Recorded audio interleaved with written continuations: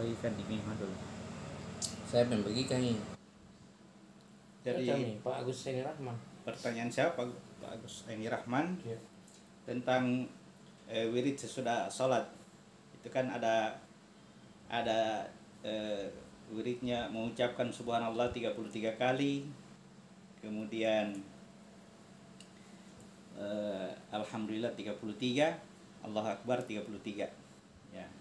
Ini jumlah atau penyebutan angka 33 tidak sembarang, ya. Tidak sembarang. Ingat, perjalanan dari ucapan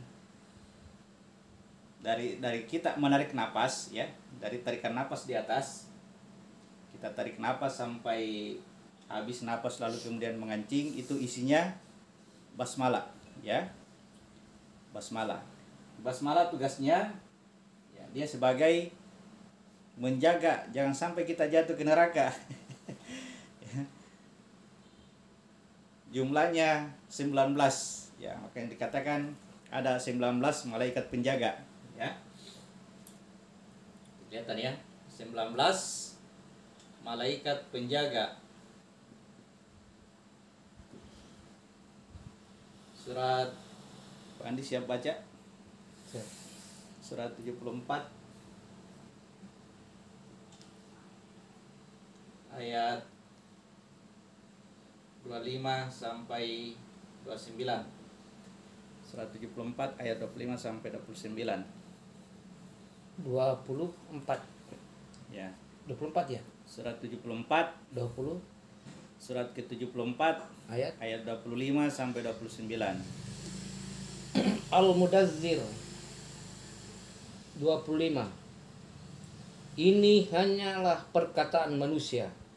Kelak aku akan memasukkannya ke dalam neraka Sakor. Dan tahukah kamu apa neraka Sakor itu? Ialah Sakor itu tidak meninggalkan dan tidak membiarkan, yang menghanguskan kulit manusia. Lanjut sampai 30. Di atasnya ada 19 malaikat penjaga. Sampai 30 ya. 19 malaikat penjaga. Kita bahas kemarin tentang neraka, kawan-kawannya sudah tahu neraka. Orang munafik ditempatkan pada neraka yang paling dasar, ya ternyata tempatnya adalah di ujung tulang ekor. Tempat dubur terus tempatnya.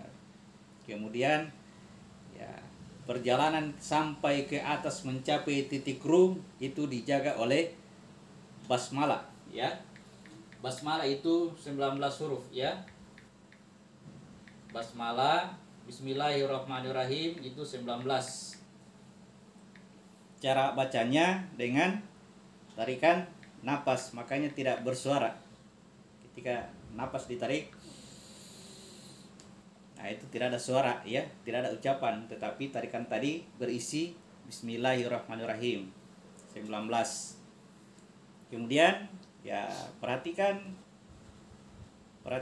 dari tulang sulbi, dari ujung tulang ekor, dari titik pertama sampai ke pusat ini melewati 7 ruas tulang ekor. Ada 7 ruas tulang di 7 ruas tulang ekor, ya.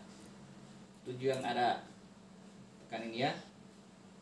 Ini dibatasi oleh 19 malaikat penjaga. Dari titik terendah ada 7 ruas tulang ekor, 7 ruas tulang ekor, di atasnya 7 ruas tulang leher, ya. Nah ini yang berjumlah 33 kali. 33, ya, itu yang berjumlah 33.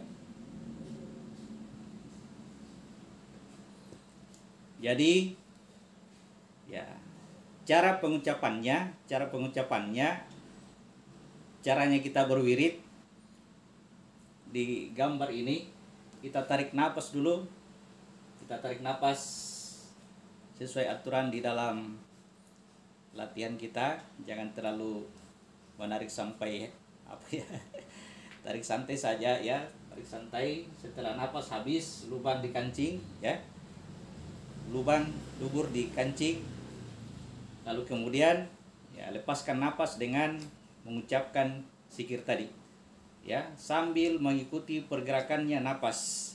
Sambil mengikuti pergerakannya napas. Kalau napas lama dilepas, kita mampu mengucapkannya 33 kali, ya. Kita hitung, kita gunakan alat hitung apa 33 kali. Subhanallah, subhanallah, subhanallah. Ingat ya, napas sambil jalan napas, sambil napas keluar. Subhanallah, subhanallah, subhanallah, subhanallah. Kalau napas tidak sanggup mengucapkan 33 kali, ingat itu isyarat ya. Itu hanya kode bahwa perjalanan napas kita dari titik terendah ini sampai menuju menembus 7 ruas tulang leher itu jumlahnya 33. Jadi meskipun secara hitungan jumlah pengucapannya tidak sampai 33, tetapi karena dia mengikuti pergerakannya napas, ya, maka tadi bernilai 33. Ya. 33. Jadi setelah kita mengucapkan subhanallah, subhanallah, subhanallah, subhanallah, kemudian ya itu sampai napas habis, lalu menelan. Telan, tutup mata. Ingat pada saat menelan ya, katup telinga, perhatikan ada bunyi, lalu tutup mata, kemudian konsentrasi di ya titik sujud, pusat kesadaran. Setelah itu dibuka lagi matanya, baru tarik lagi napasnya pelan-pelan ya. Ingat, tarikan napas berisi Bismillahirrahmanirrahim. Ya. Bismillahirrahmanirrahim. Oke. Kemudian lanjutkan ucapannya alhamdulillah, alhamdulillah, alhamdulillah, alhamdulillah. Pelan-pelan saja ya. Latihan terus sampai ya kita tidak berhitung jumlah, bahwa pergerakannya napas sampai habis itu dengan wirid tadi, dengan wirid. Ya, sampai napas selesai itu nilainya 33. Meskipun secara hitungan tidak cukup 33. Tapi pergerakannya ya dari 7 ruas tulang ekor, kemudian ada basmalah di tengah, lalu menembus 7 ruas tulang leher. 7 ruas tulang leher itu 33.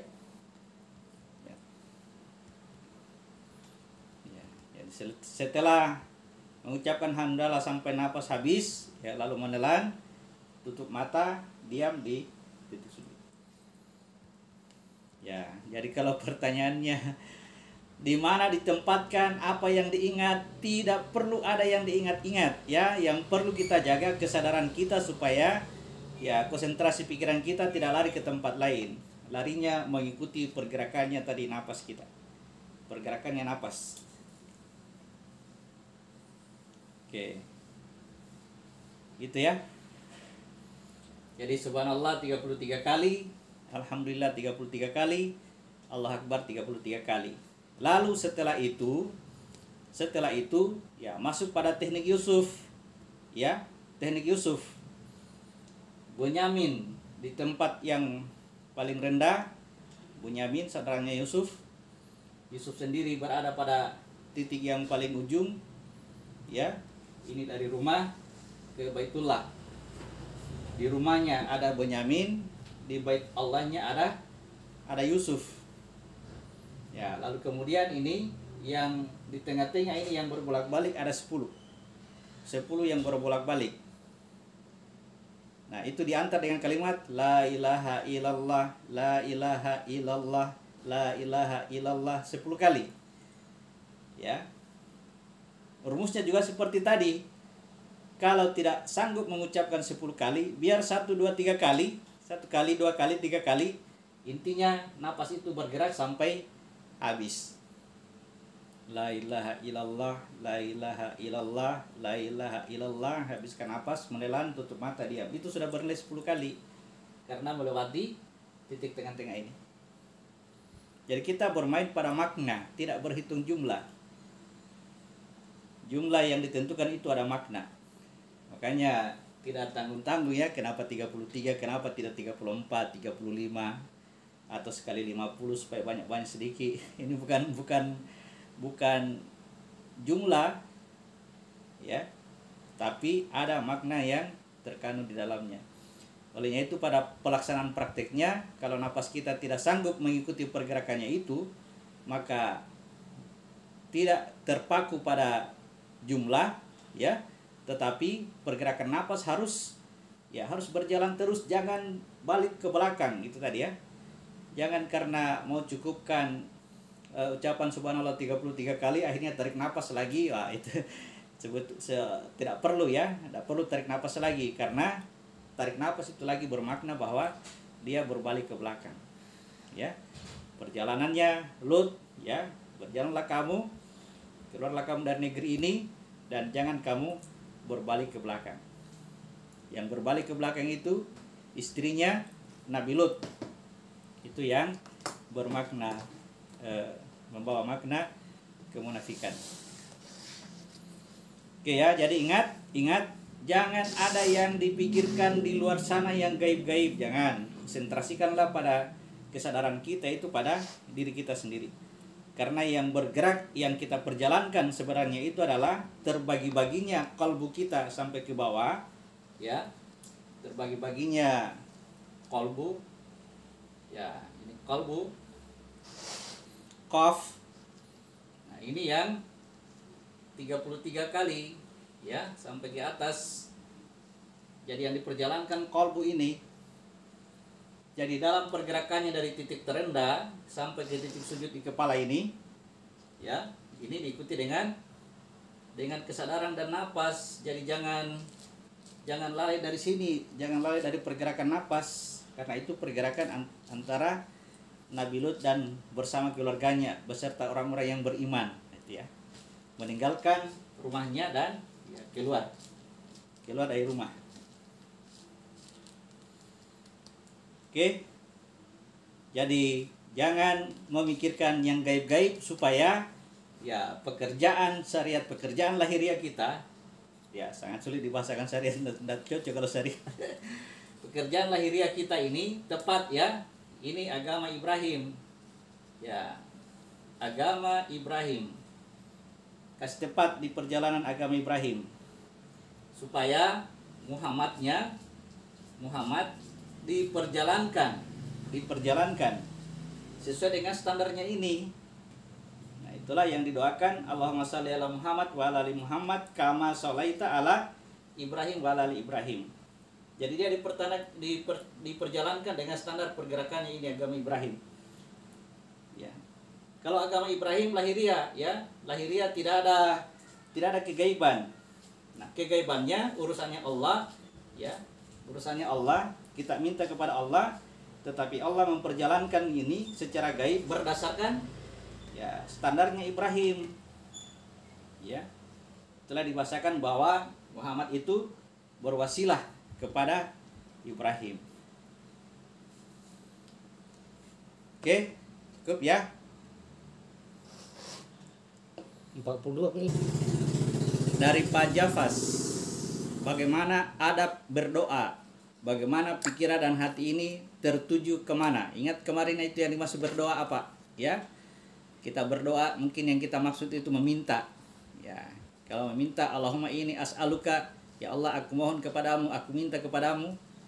Tapi kalau berdoa, ya, wa yas'alunaka, ya, fa iza sa'alaka ibadi anni fa inni qarib. Apabila hambaku bertanya kepadamu tentang aku, katakan aku dekat. Ujibu da'watad da'i iza da'an. Aku penuhi panggilannya seorang pemanggil ketika dia memanggilku. Jadi doa itu panggilan. Ya, yang memanggil namanya da'i. Panggilannya namanya da'an, panggilan. Ya, ud'uni astajib lakum. Kamu panggil aku, maka aku akan penuhi panggilanmu. Ya, itu yang disebut dengan doa, panggilan. Mengizinkan Allah, memanggil Allah untuk memenuhi seluruh jasad kita. Jadi yang berdoa itu adalah orang-orang yang sudah beriman, orang-orang yang sudah punya cahaya. Karena sebetulnya jasad kita ini ya selalu digunakan oleh Allah untuk menyatakan kebaikan-kebaikan di muka bumi. di bumi ini secara lahiriah. Itulah ya, ketika Allah menutupi kitab aib kita, ya, kitab dosa kita, maka yang nampak adalah perbuatan-perbuatan baik. Nah, bagi orang-orang yang belum beriman, ya ini kalau dia mengakui perbuatan baiknya, maka itu tidak memberi manfaat. Ya kawan-kawan ya. Oke, saya lanjut tadi. Ya, ud'uni astajib lakum. Panggillah aku, niscaya aku akan memenuhi panggilanmu. Jadi bagaimana caranya memanggil, bagaimana caranya berdoa? Bagaimana caranya berdoa? Ya, gunakanlah Asmaul Husna, nama-nama baiknya Tuhan. Walillahi Asmaul Husna fad'uhu biha. Allah itu punya nama-nama yang baik, maka panggillah dia dengan menggunakan nama itu. Artinya kalau ingin mengajak Tuhan untuk menggunakan jasad kita, maka lakukanlah perbuatan kebaikan. Lakukanlah perbuatan baik. Oke. Ada lagi? Apakah bisa orang lain mendoakan kita atau kita mendoakan orang lain? Intinya itu adalah pada kita, ya. Kalau orang lain itu kita berharap mendoakan kita, jangan. Karena mereka itu dikendalikan sama Tuhan secara 100%, ya. 100% mereka dikendalikan oleh Tuhan. Yang masalah itu pada diri kita, ya. Ketika kita mendoakan orang lain, kita doakan kebaikan untuk orang lain, berarti itu menunjukkan bahwa kita ridho kepadanya, ya. Kita ridho kepadanya. Kebaikan apapun yang kita doakan untuk dia, sebetulnya kita doakan untuk diri kita sendiri. Dia akan kembali kepada diri kita sendiri. Demikian pula dengan ya doa-doa keburukan. Kalau kita keluar ucapan-ucapan keburukan pada diri kita tentang orang lain, maka keburukan itu akan menimpa diri kita sendiri. Ya. Jadi senantiasa doakan orang lain, karena doa itu akan kembali kepada diri kita. Ya Allah, berikanlah mereka petunjuk, berikanlah mereka hidayah, berikanlah mereka keselamatan dunia dan akhirat, baik yang masih hidup maupun yang sudah mati, gitu ya, supaya seluruhnya mereka itu tidak ada yang terpisah dengan diri kita. Baik orang-orang yang sayang kepada kita maupun orang-orang yang benci kepada kita, didoakan semua. Begitulah perbuatannya Nabi. Nabi tidak pernah punya musuh, meskipun dia dimusuhi oleh orang-orang di sekelilingnya. Oke, ya. Tunggu dulu. Al-Fajr berarti Quran surat Al-Fajr ayat 2. Al-Fajr berarti Wal fajri walayalin asyr. Wal fajr walayalin asyr wasyaf'i wal watr wal laili idza yashal fi dzalika qasamu lidzi hijr. Pada yang demikian itu terdapat sumpah bagi orang-orang yang berakal. Wal fajr, surat Al-Fajr. ini baru cari Surat ke 70 sekitar 70-an itu. 79 ya. Hah? 79 atau 8. Wal fajr walayalin wasyafi wal watr wal lail idza yashal fi dzalika qasamu lidzi hijr. Fajar. Alam tara kaifa fa'ala rabbuka bi'ad irama dzatil imad allati lam yukhlaq misluha fil bilad wa thamud alladzina jabu sakhra bil wad wa fir'auna zil autad alladzina taghaw fil bilad fa aksaru fiha al fasad fasaba alaihim rabbuka sawta azab inna rabbaka labil mirsad. Wah, Oh 89 Ustaz. ya, surat ke-89 ayat 1 dan 2. Demi fajar, demi malam yang 10, Ya. demi Jadi- yang genap dan yang ganjil. Jadi Al-Fajr malam yang 10, yang genap dengan yang ganjil, itu terjadinya pada bulan, harusnya bulan Ramadan. 10 malam di bulan Ramadan, ya. 10 malam di bulan Ramadan itu diperankan oleh perjalanan 10 saudara Yusuf. Ya. Pada perjalanan 10 malam pertama saudara-saudara Yusuf berjalan untuk apa? Untuk mencari makanan. Makanya dikatakan dia malam rahmat. Malam rahmat. Makanan itu artinya pengetahuan. Pergerakannya dari titik terendah, ya. Pergerakan pertama dari titik terendah sampai titik tertinggi itu akan berkaitan dengan baca kitab, ya. Makanya disebut dengan malam rahmat. Malam ketika ini saudara-saudara Yusuf bergerak mencari makanan ke tempatnya Yusuf. Ya. Setelah mereka bergerak ke tempat Yusuf, mereka mendapatkan makanan, ya ada pesan. Ya, ini saudaramu ini harus dibawa ke sana. Saudaramu yang ini yang tertinggal di sini harus dibawa. Itu 10 malam yang kedua. Ya, 10 malam ya, yang kedua disebut dengan malam maghfirah, malam ampunan. Ketika ini ikut bergerak, diangkat naik ke atas, dibahasakan kamu tidak akan mendapatkan jatah makanan lagi kalau ini tidak dibawa ke atas. Ya, pergerakan ini naik ke atas itu adalah pertobatan, pengampunan, permohonan ampun. Nah, ketika sudah bergerak naik ke atas, yang ini tadi titik ditahan di atas, ditahan di sini. Jangan diikutkan kepada yang 10 tadi yang bolak-balik. Ini akan memancing datangnya ibu dan bapak, seluruhnya ini akan datang menghadap ke sana. Ya. Makanya setelah terjadi pergerakan 10 malam yang ketiga, perjalanannya ibunya, bapaknya, saudaranya semua terkumpul menjadi satu tempat. Itu berkumpul di qalbu, berkumpul di titik sujud. Pada saat itu disebut sebagai ikum minan nar, bebas dari api neraka, bebas dari hawa nafsu. Ya, terjadinya pada saat kapan? Pada saat Ramadan, pada saat kesadaran tertinggi. Jadi pergerakan itu terjadinya pada diri kita sendiri. Oke ya, jadi bukan hanya ayat 2-nya sampai ayat berapa itu tentang terjadinya perjanjian, terjadinya qasamul hijr, terjadinya perjanjian kepada orang-orang yang mempunyai al-hijr.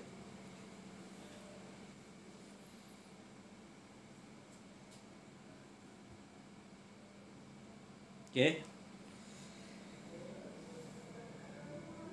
Ya, sampai azan ya. Kalau azan kita pending dulu. Salat dulu, setelah salat Isya dilanjutkan.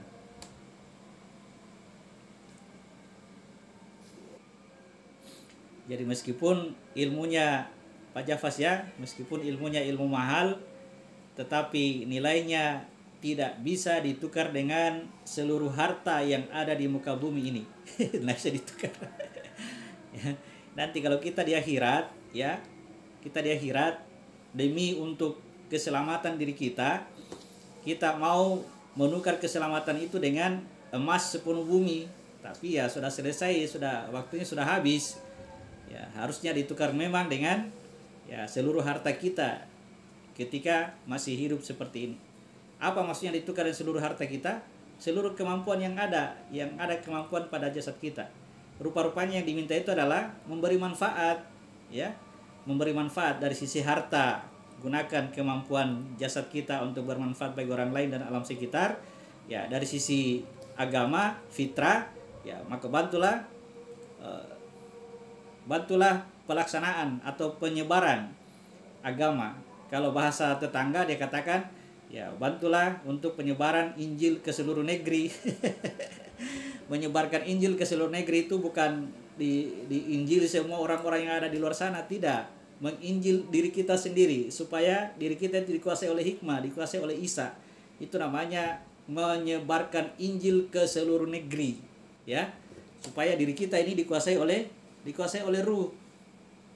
Ya. Gitu. Jadi caranya ya bantulah pelaksanaan ya, ajarannya Al-Quran, ajarannya Ruh, ajarannya Isa, ajarannya Yesus itu dibantu.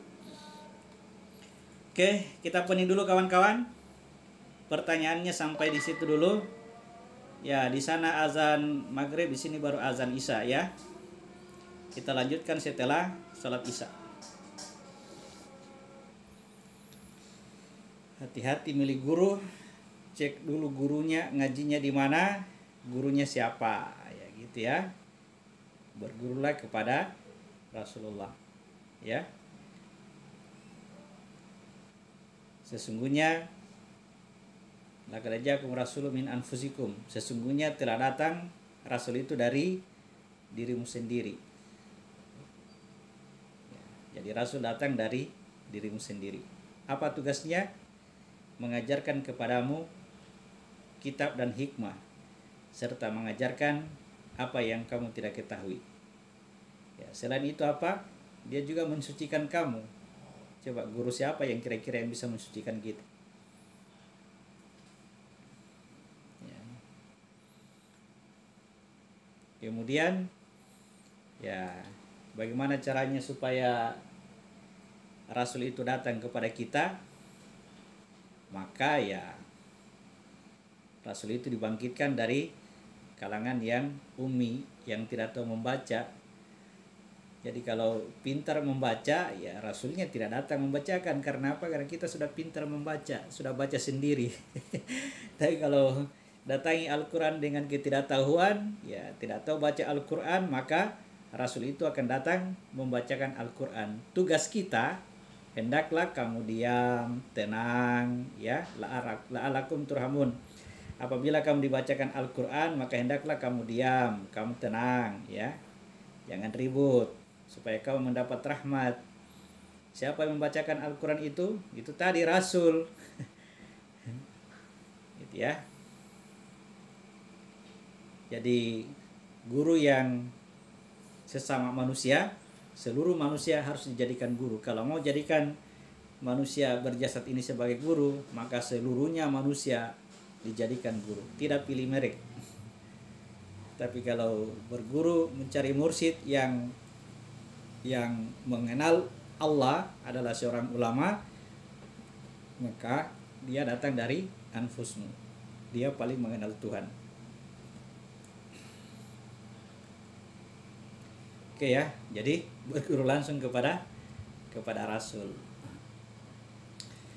Bisakah seorang dalam perjalanannya sampai kepada Nur Muhammad, dan ciri-cirinya apa ya, Ustaz?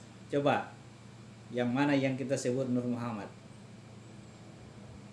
Ya, yang mana yang kita sebut Nur Muhammad?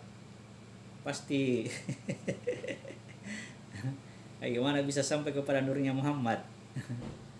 Ingat, perjalanan kita harus sampai kepada Allah. Yang sampai kepada Allah hanya Muhammad. Siapa Muhammad itu? Dialah satu-satunya yang dengan Allah itu tanpa hijab. Makanya terjadi alastu birabbikum, apakah aku ini Rabbmu? Itu hanya Muhammad yang bisa lakukan itu, kawan-kawan. Ya. Apakah aku ini Rabbmu? Bala, syahidna, betul engkau Rabbku dan saya menjadi saksi. Ya. Itulah yang tidak dapat dikatakan sesuatu. Lalu kemudian Allah katakan, Allah tanyakan, hal ata alal insan, bukankah telah datang, telah pernah ada pada manusia itu? Bukankah, ingat, bukan, jangan langsung dijawab saja ya, harus dibuktikan. Ya, jangan hanya menjawabnya ya karena disampaikan sama orang-orang. Bukankah telah datang pada manusia itu suatu masa ketika itu belum dapat dikatakan sebagai sesuatu, tidak dapat disebut sebagai sesuatu. Itu harus dibuktikan. Saat itulah terjadi ya, bala syahidna. Jadi bukan kita sampai kepada Nur Muhammad, kita sampai kepada Allah, dan yang sampai kepada Allah itu hanya Muhammad. Nah, sekarang di mana Muhammad itu? Nah, itulah ketika dia mengatakan bala syahidna, terhijablah dia oleh cahayanya sendiri. Nah, disitulah disebut dengan Nur Muhammad. Jadi Nur Muhammad itu wilayahnya ruh, bertahan pada wilayah ruh, Nasrani namanya. Oke. Jadi harus sampai kepada Allah. Inna lillahi wa inna ilaihi rajiun. Oke. Ternyata itu tadi ya, ciri-cirinya orang yang sampai kepada Allah itu orang bermakrifat ya.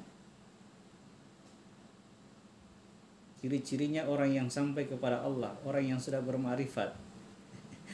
Jadi jangan sampai kita mengukur orang ya, hindari yang seperti ini. Jangan sampai mengukur orang. Pun kalau terjadi pada diri kita sendiri, kemarifatan itu pada diri kita sendiri ya, itu akan menjadikan diri kita itu memuliakan semua orang ya. Tidak akan ada seorang pun yang akan kita rendahkan. Pasti kita muliakan semua ya. Tetapi ya kayak tadi, jangan mengukur orang lain. Kita sudah hafal ciri-cirinya, kita lemparnya, kita perhatikan itu orang lain, ini orang ini dia rendahkan semua orang atau dia muliakan orang ini. Tidak boleh begitu.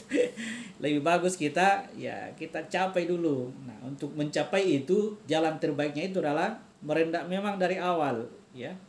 Dari awal merendah terus. Supaya orang lain itu berada di atas kita. Kita hormati orang lain dengan segala kekurangan dan kelebihannya masing-masing ya, karena masing-masing punya perannya sendiri-sendiri. Oke.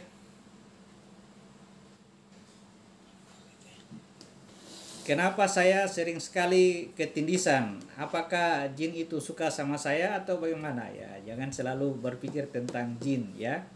Di dalam diri kita itu ada sebuah kerajaan, dan raja yang adalah kita sendiri. Jangan melemahkan raja itu dengan meyakini hal-hal yang seperti itu. Akhirnya ya iblis membenarkan keyakinan kita, karena itu tugasnya. Tugas iblis membenarkan apa yang kita yakini, apa yang kita anggap bahwa dia seperti ini, akhirnya benar.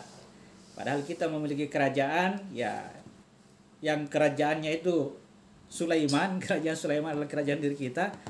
Dia itu memerintah jin ya. Dia tidak takut sama jin, tidak terkendali oleh jin. Olehnya itu jangan meyakini hal-hal kayak begini ya. Kita dimasuki jin, kita diapai sama jin, akhirnya benar-benar dikuasai sama jin. Ya. Jadi ada dua peristiwa ketika ya, orang yang tidur itu jiwanya dalam genggaman Allah, bahasa Al-Qur'annya jiwanya dalam genggaman Allah, sebagaimana orang yang mati jiwanya dalam genggaman Allah, dalam kekuasaannya Allah. Sebetulnya sang jiwa itu kembali kepada nafsun wahidah dan dia tidak ada.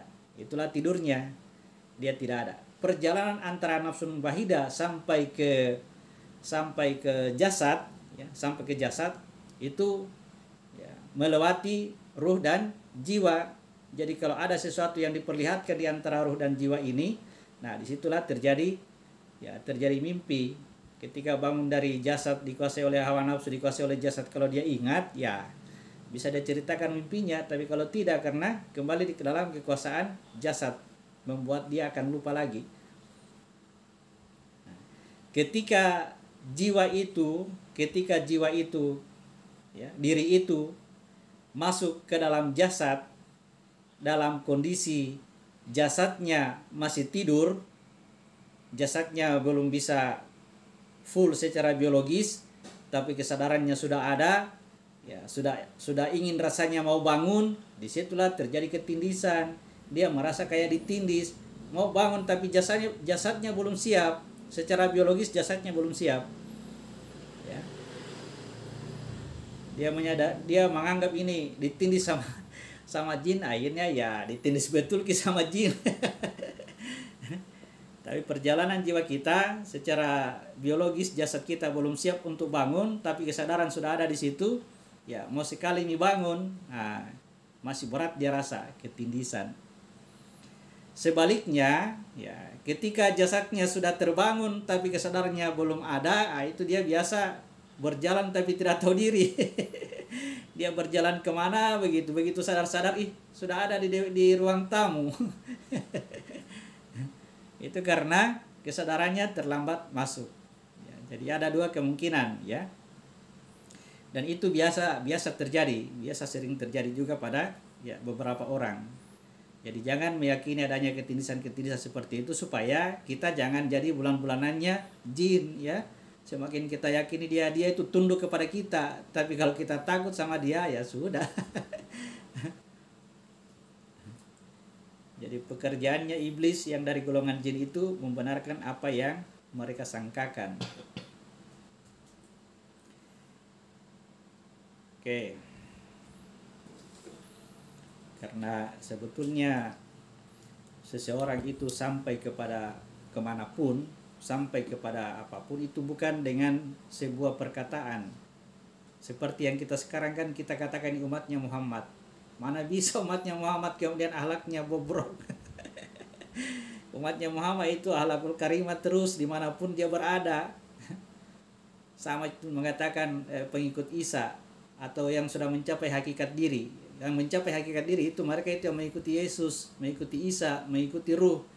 Itu perkataannya bijaksana, ya, sopan santun, sejuk orang mendengar kata-katanya. Kenapa? Karena dirinya dikuasai oleh Ruh, dikuasai oleh Isa, dikuasai oleh Yesus. Tanpa dia bilang saya pengikut Yesus, langsung ketahuan. Tapi banyak orang mengaku pengikut Yesus, pada ujungnya dia mengatakan ya janganlah kita menyakiti hatinya orang, karena itu tidak sesuai dengan ajaran Yesus. Saya katakan jangan paksakan diri. Jangan paksakan diri menganggap diri sebagai pengikut Yesus. Belum sampai ke sana, masih jauh ya.